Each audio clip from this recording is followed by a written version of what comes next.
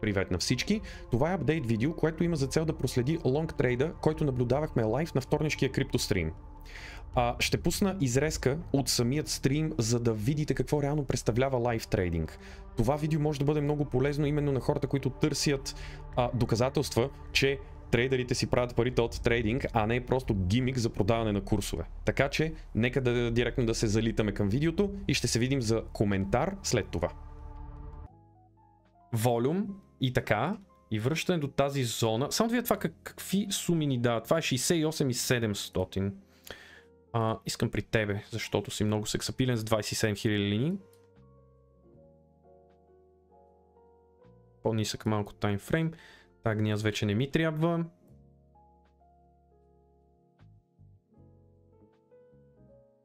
Добре. Не рисуваш като първия пъпеш. Така. Финалният, нали, всеки път трябва да си открием финалната тренд линия. Това ни е финалната тренд линия в този случай. Финалната тренд линия ни е на support resistance зоната. Значи, бам, 68 800, вала, оная концепция, всичко е перфектно. Хващайки се тук, можем утре да го гледаме това. Напълно е възможно. Би се инвалидацията ни е пробива на support.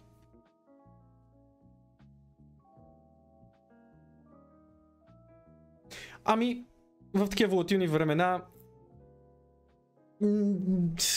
какво ти кажа, и аз по същия начин пък, ето този кендъл днес, като го видях, му теглих една много солена майна и му казвам, Лелина и майка ти и всичките там до 9-то коляно от тъпия биткоин, трябва и да... Кому е нужно това нещо? Абсолютно не е нужно. Реакция от point of control, реакция от вала, по-слабо е, аре надолу, ясни са тези нива, файн, нали, да не си мисля, че са просто трите тапа на низините, Peaks and Valleys, дъра, всичките тези неща, имаме нивото, което ако се пробие ще бъде по-волатилно, стоп лосовете примерно, нали, тази тренд линия, която е описана тук. Има логика, защото всички шортват на Bearish Market Structure. Включително и тук се шортваше на Bearish Market Structure. В момента, в който почне да пада този трендлайн, почваш стоп лос каскадата. Така че, нали, don't worry about it, да. И аз, тук в случая, това нещо си казах, пича, въобще не ме интересува го шортвам това. Ще си направи проклет 5-минутен рейндж и чак тогава ще го правя това нещо. И отидох в съседната стая и си пуснах един Family Guy и си направих едно ядене и ми беше много приятно. Откровено. Защото само се ядосвам, че много адекватно и приятна концепция. Ето, буквално като тук. Ние буквално направихме идентична зона, която просто трябваше да крашнем още веднъж надолу за един хубав трейд до низините, но не, дедов. Ще правим глупости нагоре и ето както по-рано X12-чето беше написал в случая. Как се справяш психологически? На моменти е яд. Гадно е. Обаче като важното е да си, както джедаите биха казали, be mindful of your feelings, young Padawan. Така че като си mindful of your feelings, като си наясно, че си фрустриран, отиваш и си го изкарваш някъде другаде, не на портфолиото, дали в случая. Така че, Йоу, я сега да видиме, аз добър анализатор съм или дедов. Чакай. А между другото, сега ще се излее на куче. Така. Сега, има логика, сме тук, въпросът е тая 5 минутка, тези изкарахме ли ги? Защото ако тия маймуни не са... Някой почва да гризва дръвце. Това е сега бързото движение до вала, пока, дейли пока и тези като ги изкараме в късните участници, нали, както казахме, горивото за резките движения малко по малко изчезва. Респективно реакция. Тук не мога да вкарам, нали, идея на абсолютно всеки и така, но... Аз може би на моменти в някой под акаунт с ташак позиция може да помисля за лонг. В случая. Но тъй като е стрим и така нататък, не бих се изказал толкова предварително, защото аз честно казано съм bearish, обаче такива говноти сме ги виждали вече как е така. Спират се в един момент и след 15 минути изджаскваме нагоре. Така че аз просто, защото взел съм си сега вече първия профит от този трейд. Тук ще взема още малко, но наистина е така малко.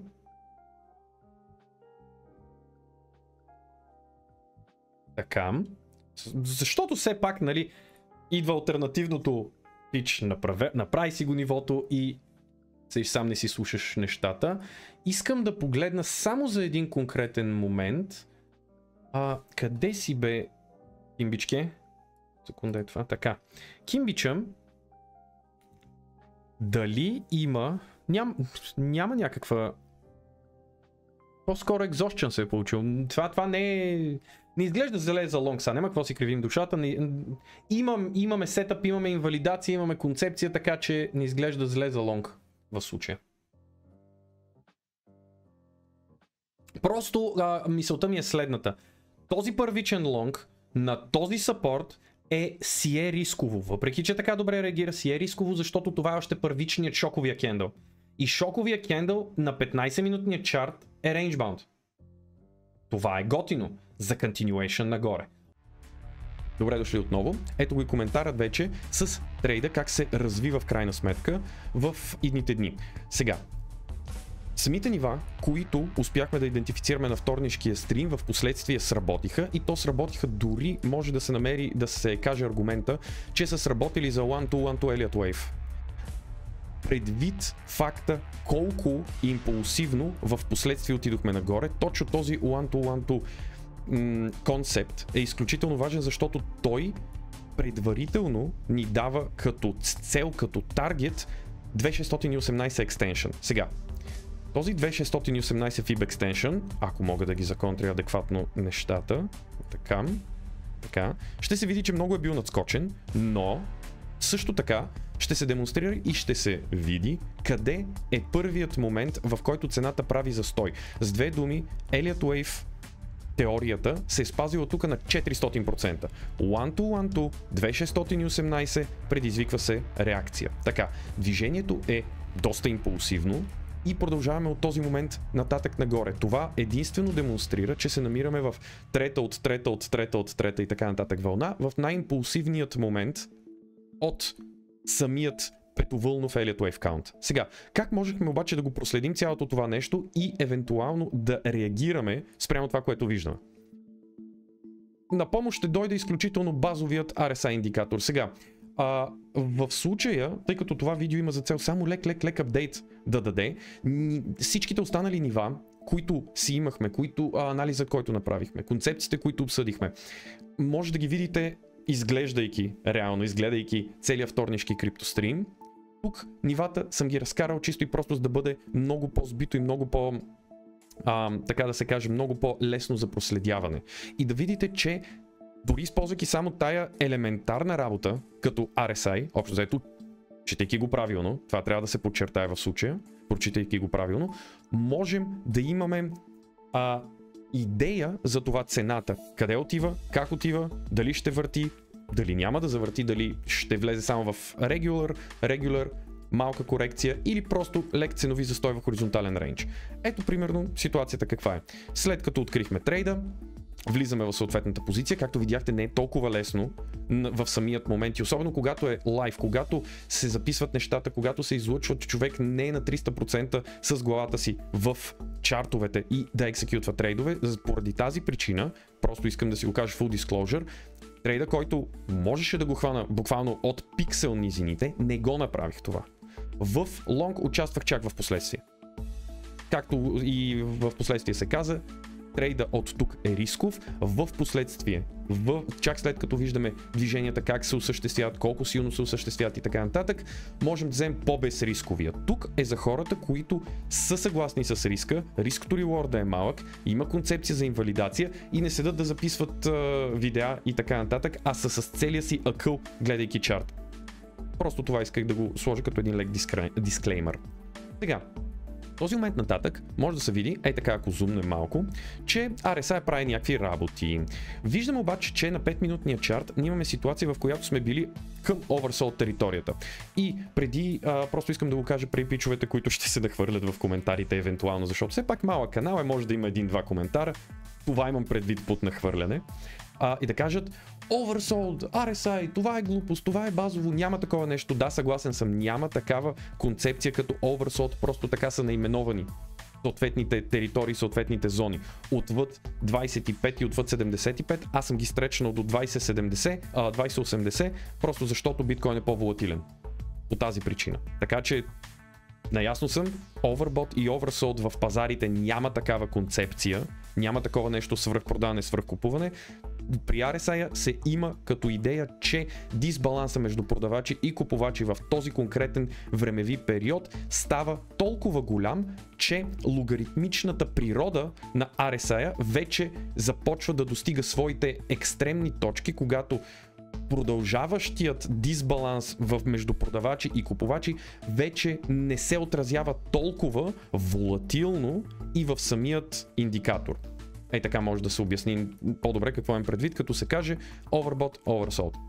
И нали обратното, oversold, overbought. Въпросът е обаче в последният начин сега.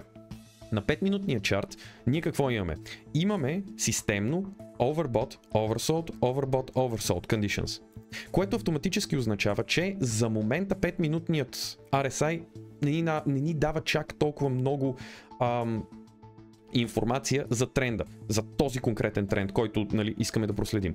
Той е изключително импулсивен, следователно е необходимо да отидем на по-нисък таймфрейм. По този начин ние виждаме кой владее тренда в случая с скалпарите. Сега, колкото и да ни се иска нали, това да е по друг начин, в по-голямата част са скалпари и може би в случая дейтрейдери, защото имаме тренд наистина, който не е коригирал до стартовите си позиции. Така. Тъй като обикновено, когато гледаме на 1-минутен и 5-минутен, обикновено тези таймфреймове ги гледаме, за да можем да хванем, да видим скалпери ли владеят нещата, дейтрейдери ли владеят нещата. На 15 на 30 минутка вече бихме започнали да гледаме по-мащабните трендове за потенциалните свинг трейдери, които да идват. И така. Това исках просто да го кажа. По тази причина е хубаво да отидем на 1-минутния чарт. Единственото, което между другото RSI ни го дава, той на вторнишкия стрим го казахме, представлява, че от oversold conditions минаваме през range-bound територията, range-bound седи и цената, докато не отиваме отново в overbought. Сега, ако искаме да имаме тренд нагоре, той да продължи със същия интензитет, какво трябва да видим? Трябва да видим цената да се укроти, да си вземе въздух обратно range-bound. 40 33, само секундичка, е така, точно така. На 40-33, в ето този банд. Това демонстрира, че дисбаланса между продавачите и купувачите не е толкова мащабен, горе-долу към 3 към 1, не е толкова голям, че да предизвика тренд. В биткоин трябва много повече от 3 към 1, в която и да е от двете посоки, за да предизвика системен тренд. И по тази причина съм ги кръстил range-bound, тези територии. Така че затлачени сме в рейндж. И опитите за поставяне на първия връх в overbought condition, супер. Вторият връх вече показва затишие. Някой би казал divergence и не би бил грешен, но не гледаме по този конкретен начин, освен ако divergence не се формира в range-bound condition. Тогава вече можем да си кажем, били сме свръх дисбаланс, вторият дисбаланс попада в графата, когато сме трапнати в хоризонтален рейндж. Което значи, че опитваме се да правим нови височини с дисбаланс, който е присъщ за рейндж, а не присъщ за тренд. И тогава евентуално може да действаме със съответният divergence. Но принципно всеки, който ползва RSI, знае, че ние можем да се задържим 57 пъти да ходим в overbought conditions и това да е просто тренд и да се създават разни divergence и те да не се осъществяват толкова добре. Затова трябва наистина теорията за RSI да се знае много по-адекватно. Така. От този момент нататък ние сме range-bound. Корекция, отивайки в overbought, означава, че тази част вече сме в хоризонтален рейндж. Имаме overbought плюс oversold, двете се кенселират, отказват се взаимно, респективно сме в рейндж. Щом сме в рейндж, значи ние го третираме това нещо като рейндж. Имаме си медианата, не баш, ами разделителната линия Support Resist, в която ако пробием отгоре и рикошираме обратно отдолу, rejection отгоре на range, отиваме надолу. Но тъй като ние, както се видя и във видеото, имаме тест на support в по-голям Support Resistance Zone, имаме идея за ходене нагоре. Така, имайки тази идея обаче, трябва да минем на 1-минутния чарт, за да се видят нещата колко по-красиви се получават. Сега, само да видим точно къде се намира цялото това извращение. Тя ще трябва да се зумне ето така по този начин, за да видите цялата тази теория, която я преговорихме. Видите колко добре се изпълнява. Ето ни ситуацията Oversold Condition. Range Bound, Oversold отново. Това би трябвало да означава тренд надолу. Ние обаче поставяме Bullish Market Structure. Това на този етап има за цел само и единствено да ни каже, ей, чакай малко, тук стават някакви странни изпълнения, защото ние имаме ситуация, в която казва продължение на тренда, но не поставяме нови lower lows, което би било продължаване на bearish тренда. Така, от този момент нататък ние имаме опити за напускане на височините. И един опит за oversold. До този момент ние все още сме range bound. Така. Спрямо RSI. По други причини сме взели лонга от тук. Спрямо RSI все още седим range bound. Но този range bound, скивайте какво демонстрира. Support, resist, докато цената нали е вътре в този рейндж. Долна зона, горна зона, девиация. Имаме acceptance, първо пробваме rejection в горния channel, реджектваме, но съпорта сработва. Щом сработва, значи има acceptance в горния рейндж. Имайки acceptance, опитваме се да го борим. Опитвайки се да го борим, обаче не ни се получава. И oversold condition идва вече по низините и няма способност да пробие вече рейнджа, в който сме получили acceptance. Един вид, дори не тестваме acceptance в долен такъв. Това демонстрира доста сила в чарта. И най-малкото, което е, си кажем, щом сме били oversold, трябва да отидем в момента до range bound condition, за да продължим тренд надолу. А какво се получава? Отиваме в overbought ситуация. И вече тренда може да започне. И тренда започва, ето го как е, хоп, overbought, range bound, прекъсваме.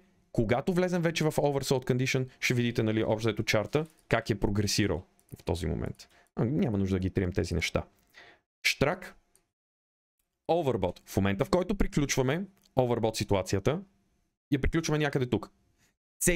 Цялата тази девиация вече горе минава под шапката на затишие. И нека не забравяме, това е едноминутен чарт. Това затишие, нали, което го гледаме, общо взето, е изключително бързо. Това не са 15, 20, 30 минути и да си кажем, то 25 пъти тестваме височините. Това се случва изключително бързо. В рамките на общо едни 15 минути. Това, което искаме да наблюдаваме в този конкретен момент, е чисто и просто следното. Отивайки надолу, кога ще стигнем Range Bound RSI? Това обикновенно е индикация за това, че ако сме в uptrend, това е зоната, в която искаме да наблюдаваме reversal structure. Някаква форма, не знам още каква, тъй като едноминутна би следвало да е по-бърза. Нали? Но това е изискването в случая. Ние го получаваме. Бонусът е, че нали, виждаме взимане на ликвидност, виждаме в последствие реакция нагоре, имали сме целият този импулсивен тренд, който, импулсивен тренд зад гърба ни, така че да сме наясно, че има желание в момента работи да се случват, след което просто continuation си се осъществява. Отиваме отново, overbought, так, къде приключва той? Приключва на кендала. От този момент нататък ние започваме отново същото. Движение надолу, движение надолу, движение надолу. Штрак до този конкретен момент. Сега, това ще го скрия просто да не ни се пречка за видеото принципно. Така. Стигаме до ето този момент. Хоп, до ето тези низини, които казват, ако сме в uptrend, тук трябва да завъртим. Много хубаво, точно тук завъртаме. Обаче, има проблем. Още в самото начало, ето тук, ние поставяме range bound таргетите. И следващите височини, които не пробиват хайовете, също поставят range bound таргети. И това е притеснително. Това е притеснително за самия тренд нагоре. И ни дава един вид предварителна информация, че чакай малко, има лек проблем с тренда. Може би няма да видим толкова Лирой нагоре още веднъж. Затова овладяваме емоциите и взимаме нужните решения, така да се каже. Сега, извън скопа на това видео е какви са нужните решения в случая.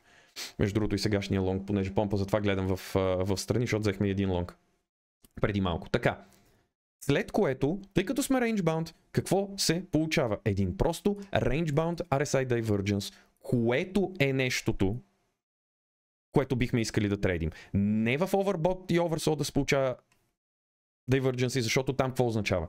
Дали ще е 13 към 1 продаването или ще е 9 към 1 продаването, това пак е шеметно в полза на продавачите, примерно, в случая. Или купувачите, няма значение.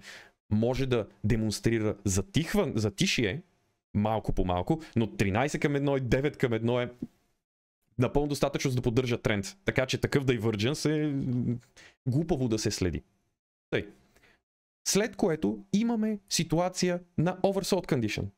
И този oversold condition, щом го получаваме, какво казахме по-рано? Overbought плюс oversold, кенсълват се взаимно, значи сме в рейндж. Значи какви са тези височини и опити да поставим нови височини, fakeouts. Възможни опити за девиация. Сега, за full transparency искам да кажа, че аз го хванах този шорт тук, който в последствие ме стопна и го влезнах директно втори път. Защото в интерес на истината явно 27 пъти ще тестваме височините. Възможно е, случва се. Това си е част от животното трейдинг, така че няма как без такива моменти, но концепцията, че може да наблюдаваме девиация, fake out, failed auction, swing failure pattern, който както иска да нарече тази концептуална работа, идва още тук, защото имаме ситуация, която се демонстрира.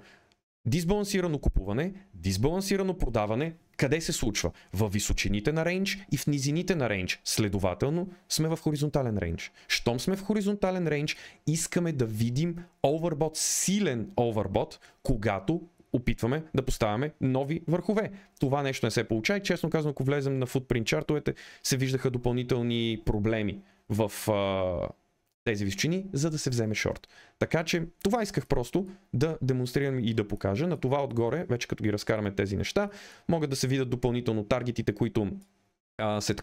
които се използваха и в последствие по време на вторнишкия стрим, в последствие на стрима за пичовете от Patreon взехме шорта от тук, който си беше постигнал първичните таргети до point of control и лонга, който взех от тук на swing failure pattern, на bookmap стена, купуваческа стена, която се беше образувала, на ликвидация на лонгори, доста причини, общо взето, които съм ги поснал между другото и в Дискорда. Този безплатния Дискорд, който е. И така, пичове. Надявам се този апдейт да е бил полезен. Това е сорта от нещата, които може да наблюдавате в вторнишките стримове. Разбира се, не всеки път се получават готини сетъпи по време на лайв ивентите, но тъй като са идвали пичове, които са питали, добре що не лайв трейдиш? Защото лайв трейдинга, в смисъл трейдовете не се получават когато ние искаме. И не мога да пусна 12 часов стрим, хора да гледат непрекъснато, аз да се старая да бъда ентертейнинг, забавен, да виждам дадени неща, да гледам дадени концепции и в цялото това време абсолютно мозъка да е съсредоточен на 900% в самите трейдове. Ами ако не се случи трейд, това е 10 часов стрим плюс, в който не се случва почти нищо. Отиваме, тренираме, пускаме лига, правим си някакви неща, чакаме чарта да си предостави възможност за трейд. И тогава чак. И така, пичове. Надявам се това да е било от полза. Лек апдейт просто беше, за да проследим цената, как се развила през това време. Успешни трейдове и до следващия път. Чао от мен.